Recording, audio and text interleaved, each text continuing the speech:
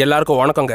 அமெரிக்காவுக்கு பதிலடி தர அரபு நாடுகள் இஸ்ரேலில் பாலங்கள் உள்கட்டமைப்புகளை தாக்குவோம். ஈரான் பகிரங்க மிரட்டல். ஈரான் போரில் அமெரிக்காவை தாக்க களமிறங்கும் ரஷ்யாவின் செச்சன் ஆர்மி. மேற்காசியாவை கதிகலங்க வச்சுக்கிட்டு இருக்க ஈரான் அமெரிக்கா இஸ்ரேல் போர்ல இப்ப என்ன நடந்துட்டு இருக்குன்றத இந்த வீடியோல பார்க்கலாம் ஃப்ரெண்ட்ஸ். வீடியோக்குள்ள போறதுக்கு முன்னாடி நாங்க ஜியோ பாலிடிக்ஸ்ல ஒவ்வொரு நாளும் நடக்கக்கூடிய சம்பவங்களை ரொம்ப துல்லியமா ரிசர்ச் பண்ணி உங்களுக்கு வீடியோஸா கொடுத்துட்டு இருக்கோம். நம்ம சேனலை மறக்காம சப்ஸ்கிரைப் பண்ணிக்கோங்க. தயவு செஞ்சு இந்த வீடியோவை ஸ்கிப் பண்ணாம பாருங்க. அப்பதான் நாங்க என்ன சொல்ல வரோன்றது உங்களுக்கு முழுசா புரியுங்க. இப்போ வாங்க ஃப்ரெண்ட்ஸ், நம்ம வீடியோக்குள்ள போகலாம். ஈரான் அமெரிக்கா போர்ன்றது மார்ச் மாசம் நடந்ததை விட இப்போ ரொம்ப மோசமான கட்டத்தை நோக்கி நகர்ந்துகிட்டு இருக்கிறத நம்மளால பார்க்க முடியுதுங்க. இதுக்கு முக்கியமான காரணம் என்னன்னு பாத்தீங்கன்னா, அமெரிக்க அதிபர் ட்ரம்ப் நாட்டு மக்கள் கிட்ட உரையாற்ற போகும்போது ஈரான் அமெரிக்கா கிட்ட நியூக்ளியர் டீல்ல கையெழுத்து போட்டு போர்ல அவங்க சரணடையணும். அப்படி சரணடைய மறுக்கிற பட்சத்துல ஈரான் நாட்டுல மின்சாரத்தை உற்பத்தி பண்ணிக்கிட்டு இருக்க மின் நிலையங்கள்ல தொடங்கி அந்த நாட்டோட பாலங்கள் வேரோஸ் உட்பட ராணுவ தளங்கள் எல்லாத்தையும் அழிச்சு அந்த நாட்டை கற்காலத்துக்கே கொண்டு போயிடுவோன்ற மாதிரி ட்ரம்ப் மிரட்டல் விடுத்திருந்தாருங்க. ஃப்ரெண்ட்ஸ், இப்படி மிரட்டல் விடுத்தது மட்டும் இல்லாம ஈரான்ல இப்பதான் ரீசெண்டா கட்டி முடிச்சிருந்த அந்த நாட்டோட மிகப்பெரிய பாலமா இருக்க B1 பாலத்தை அமெரிக்கா ஏர் ஸ்ட்ரைக் மூலமா தாக்கி அழிச்சிருக்காங்க. இந்த ஒரு சம்பவத்தினால கொதிப்படைஞ்ச ஈரானோட IRGC ராணுவன்றது இதுக்கு மேல கருணையே காட்ட மாட்டோம், அமெரிக்காவுக்கு எதிராக நாங்க அதிதீவிர போரை தொடங்கிட்டோன்ற மாதிரி அவங்க தரப்புல அறிவிச்சிருக்காங்க. இப்படிப்பட்ட மோசமான நிலைமையில ஈரான் ராணுவத்தோட ஸ்போக் பர்சனா இருக்க இப்ராஹிம் சுல்ஃபகாரி என்ன பேசியிருக்காருன்னு பாத்தீங்கன்னா, அமெரிக்க அதிபர் ட்ரம்ப் கடந்த 10 நாளா ஈரானோட பேச்சுவார்த்தைன்னு சொல்லிட்டு தனக்கு தானே ஏதோ பேச்சுவார்த்தை நடத்திக்கிட்டு இருந்தாரு. இப்ப எந்த வகையிலையும் ஈரானை அடிபணிய வைக்க முடியலன்றதுனால வெறுப்புல உட்காந்துக்கிட்டு இருக்க ட்ரம்ப் அமெரிக்கா எப்பவும் தன்னோட வல்லாதிக்கத்தனத்தை காட்டுற அந்த மோசமான முகத்தோட என்ன காரியத்தை பண்ணிட்டாருன்னா, ஈரானோட உள்கட்டமைப்பா பொதுமக்கள் பயன்பாட்டுக்கு இருந்த பாலத்தை தகர்த்து அமெரிக்கா மோசமான தப்ப பண்ணிருக்காங்க. இதுக்கான பதிலடியா மத்திய கிழக்குல அரபு நாடுகள்ல இருக்கிற பாலம் தொடங்கி அந்த நாட்டோட உள்கட்டமைப்புங்க, அதுக்கப்புறம் இஸ்ரேலோட உள்கட்டமைப்புங்க எல்லாத்தையும் அடியோட தரமட்டமாக்க போறோன்ற மாதிரி ஈரானோட ஸ்போக் பர்சனா இருக்க இப்ராஹிம் சுல்ஃபகாரி ட்ரம்புக்கு பகிரங்க மிரட்டல் விடுத்திருக்காருங்க. இது மட்டும் இல்லாம ஈரான் ராணுவத்தால சொல்லப்பட்டிருக்க இன்னொரு ஸ்டேட்மெண்ட் என்னன்னா, அமெரிக்காவோட போர் நடந்துகிட்டு இருக்க இந்த 35 நாட்கள்ல மட்டும் ஈரான் அதி உயர் தலைவரா இருந்த அயதுல்லா அலி காமேனில தொடங்கி டாப் அட்வைசரா இருந்த அலி லாரிஜானி உட்பட நிறைய கமாண்டருங்களை அமெரிக்கா இல்லாம ஆக்கியிருக்காங்க. இப்ப வரைக்கும் ஈரான் நாட்டை வழி நடத்திக்கிட்டு இருந்த 30க்கும் மேற்பட்ட முக்கியமான லீடர்ஸை அமெரிக்காவும் இஸ்ரேலும் இல்லாம பண்ணிருக்காங்க. இப்படிலாம் பண்றது மூலமா ஈரானோட போர் திறனை குறைச்சி ஈரானை சரணடைய வைக்க முடியும்ன்ற மாதிரி இஸ்ரேல் பிரதமர் நெதன்யாகுவும் ட்ரம்பும் கனவு கண்டுகிட்டு இருக்காங்க. அது எந்த காலத்திலயும் சாத்தியப்படாதுன்றத ட்ரம்ப் ஃபர்ஸ்ட் புரிஞ்சுக்கணும்னு பேசியிருக்கிற ஈரான் ராணுவன்றது இப்படி ஈரான் நாட்டோட முக்கியமான கமாண்டருங்களை இல்லாம ஆக்குனதுக்கு பதிலடியா அரபு நாடுகள்ல இருக்கிற அமெரிக்காவோட மிக முக்கியமான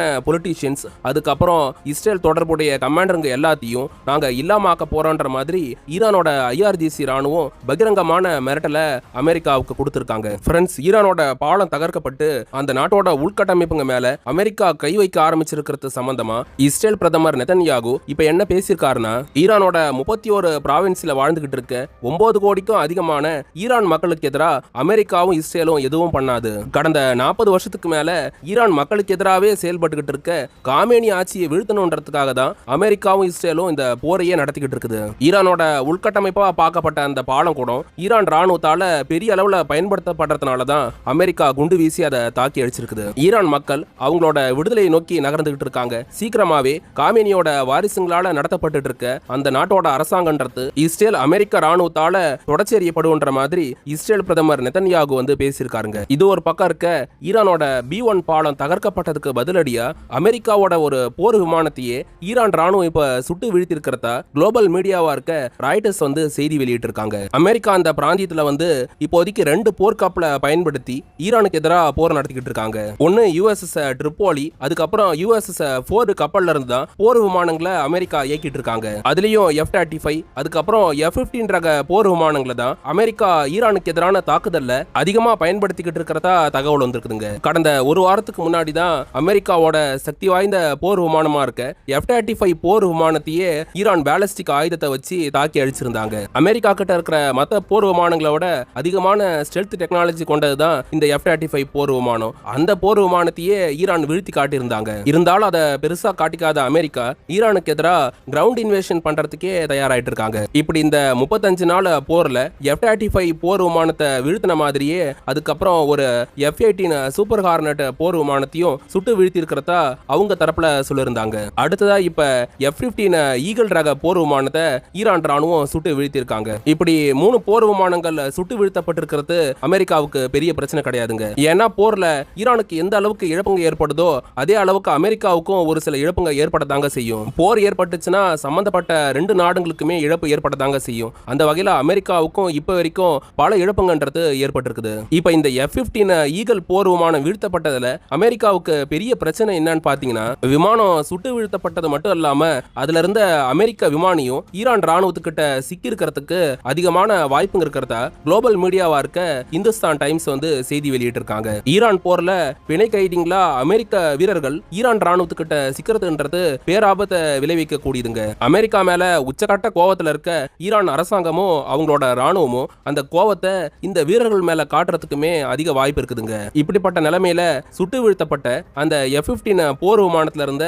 அமெரிக்க விமானிகளை மீட்கிறதுக்கு அமெரிக்காவோட அதிகார மையமா இருக்கிற ஒயிட் ஹவுஸ் அரபு நாடுங்க மூலமா ஈரான் கிட்ட பேச்சுவார்த்தை நடத்திக்கிட்டு இருக்கிறதாவும் தகவல் வந்திருக்குதுங்க. இப்படி ஈரான் போர் உக்கிரமா போயிட்டு இருக்கக்கூடிய நிலைமையில ரஷ்யா தரப்புல இருந்து ஈரானுக்கு ஒரு ஆதரவு கிடைச்சிருக்கிறதா தகவல் வந்திருக்குதுங்க. அதாவது அமெரிக்க ராணுவன்றது ஈரானுக்குள்ளார தரைப்படை போற ஆரம்பிச்சாங்கன்னா அப்ப அமெரிக்க ராணுவத்தை எதிர்கொள்றதுக்கு ரஷ்யா அவங்களோட சிறப்பு படைகள்ல ஒன்னா இருக்க செச்சன் ஆர்மியை அனுப்பி வைக்கிறதுக்கு அதிகமான சாத்தியங்கள் ஏற்பட்டிருக்கிறதா டிஃபென்ஸ் எக்ஸ்பர்ட்டுங்க சொல்றாங்க. இது சம்பந்தமா செச்சன் ஆர்மியோட லீடரா இருக்க ராம்சான் காடியோராவ் என்ன விஷயத்த பேசியிருக்காருன்னா, உக்ரைன் போர்ல எப்படி ரஷ்யாவுக்கு ஆதரவா உக்ரைன் வீரர்களை நாங்க வீழ்த்திக்கிட்டு இருக்கோமோ அதே மாதிரி அமெரிக்காவுக்கு எதிராக போர் நடத்துறதுக்கும் செச்சன் ஆர்மி தயாரா இருக்கிறதா ராம்சான் காடியோராவ் சொல்லியிருக்காருங்க. அமெரிக்கா ஈரானுக்குள்ளார தரைப்படை போற தொடர்ன கையோட ரஷ்ய அதிபர் புதினோட ஒப்புதலோட செச்சன் ஆர்மி ஈரானுக்கு ஆதரவா போர்ல குதிக்கும்ன்ற மாதிரி அவங்க தரப்புல ஸ்டேட்மெண்ட் கொடுத்திருக்காங்க. ஃப்ரெண்ட்ஸ், செச்சன் ஆர்மி சம்பந்தமா டிஃபென்ஸ் எக்ஸ்பர்ட்டுங்க என்ன சொல்றாங்கன்னா, பறந்து விரிஞ்ச ரஷ்ய நிலப்பரப்புக்குள்ளார செயல்பட்டு இருக்க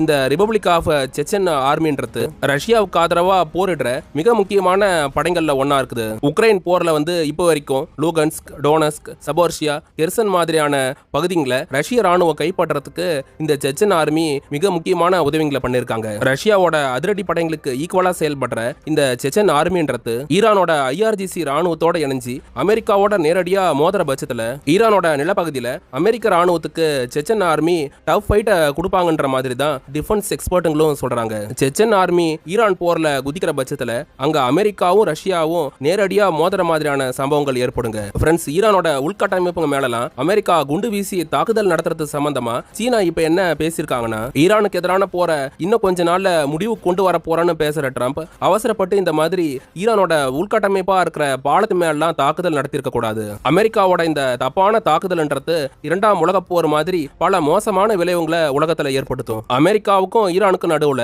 அமைதி பேச்சுவார்த்தையை நடத்தி போற முடிவு கொண்டு வரதுக்கு சீனா எல்லா வகையிலும் தயாரா இருக்கிறதா அவங்களோட ஃபாரின் மினிஸ்டரா இருக்க வாங்கி தன்னோட ஸ்டேட்மெண்ட்டை வெளியிட்டு இருக்காருங்க. ஈரான் போர் தொடங்குறதுக்கு முன்னாடி அமெரிக்காவுக்கும் சீனாவுக்கும் நடுவுல நீடிச்சுக்கிட்டு இருந்த அந்த வர்த்தக போற முடிவு கொண்டு வர விதமா சீன அதிபர் ஜி ஜின்பிங்கும் அமெரிக்க அதிபர் ட்ரம்ப்பும் சீனாவோட பெய்ஜிங்ல வச்சு சந்திப்பு நடத்தலான்ற மாதிரி 2 நாடுகளும் திட்டங்களை வகுத்தாங்க. இப்படிப்பட்ட நிலைமையில ஈரான் போற மையமா வச்சு சீனாவும் அமெரிக்காவுமே மறைமுகமா ஒரு போரையே நடத்திக்கிட்டு இருக்கிறதா டிஃபென்ஸ் எக்ஸ்பர்ட்டுங்க சொல்றாங்க. சீனாவுக்கும் ஈரானுக்கும் நடுவுல இருக்கிற வர்த்தக தொடர்புன்றது ரொம்ப அதிகமா இருந்துட்டு இருக்குதுங்க. மற்ற அரபு நாடுகளை போல அதிகமான கச்சா எண்ணெயை உற்பத்தி பண்ற ஈரான் நாட்டோட கச்சா எண்ணெயை அதிகமா வாங்குறது சீனாவா இருந்துட்டு இருக்காங்க. சீனாவுக்கும் ஈரானுக்குமான அந்த வர்த்தக தொடர்பை அடியோட துண்டிக்கணும்ன்ற நோக்கத்தோட தான் அமெரிக்க அதிபர் ட்ரம்ப் ஈரானோட கார்க் தீவை கைப்பற்றணும்னு ஆசைப்படுறாருங்க. இப்படி ஈரானோட கார்க் தீவை கைப்பற்றது மூலமா குளோபலா இருக்கிற கச்சா எண்ணெய் சந்தையை தன்னோட கட்டுப்பாட்டிலே வச்சிருக்க முடியும்னு நினைக்கிற ட்ரம்ப் இதோட சேர்த்து ஈரான் மூலமா